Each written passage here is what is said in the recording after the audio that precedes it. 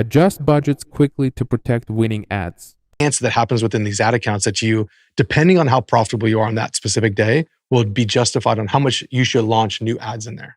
Because if you all of a sudden have only 2 or 3 really good ads that have worked for you historically, whatever that is, and you just introduce into the ad account 5, 10, 15 new ads, and all of a sudden majority of your spend's coming in, none of these are hitting, none of these are working. The whole account's lopsided. The whole account's lopsided. And now all of a sudden, guess who's going to freak out?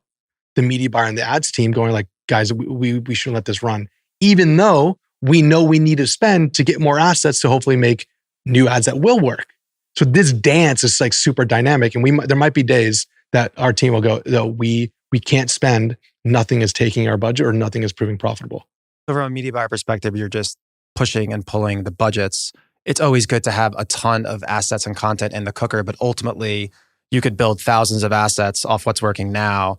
And then, you spend a couple hundred of them and now something's completely different. You're gonna have to redo all those assets. You should probably have runway for, probably like a 30-day window. I love that. I think you can plan in a monthly basis and then it's the rotating because again, you probably have drops, you probably have holidays, you probably have other things that you can implement some of these messages on, and you have your evergreen running. You're like, we know these angles usually do well for us. How do we keep making more of that? And then we keep launching those as well. But it is a very dynamic movement of this overall. You do know you need to introduce new ads, but not at the detriment of ruining the ad account.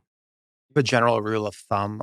If right now if the company is doing good, what % should be to winners and what % should you allocate budget to testing new and what's next? What's healthy and what we're trying to strive for is a 70-30. We're trying to have 70% of the dollars going towards what we have conviction in what's working, 30% going towards things that we are not totally sure. And when the macro of the company is a bit in the dumper, what does that go to? 90-10? Yeah, I would say 90-10 or even go 100-0 because you have like this cyclical performance that happens on various weekends. We know for a fact our product gets a lot more energy, love, and support Friday through Sunday. Complete opposite of my situation. If I don't know that my weekend's going to be heavier performing, I might unintelligently blow budget Monday through Thursday that I probably could have kept till Friday to the weekend. Guys, that's amazing advice at any scale, knowing that 70-30 is ideal, but it could go up to 100-0 and then understand and know where you get the sales, where you get the customers, and then just make sure you're doing the